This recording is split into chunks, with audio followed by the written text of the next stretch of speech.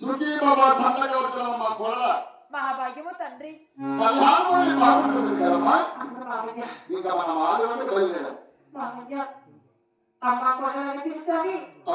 నన్ను పిలిచిన పనులేమిటి మామయ్య? మన బాలుగులకు మీ బాగుండే మధ్యలో పాయలు కదా. ఈ పాయలు దాటినట్టు వచ్చేది మన బాలుగుడ పట్టం. బాలుగుడ పట్టంలో ఎలా ఉండాలి అనే పద్ధతులు నీకు తెలియదు కదమ్మా.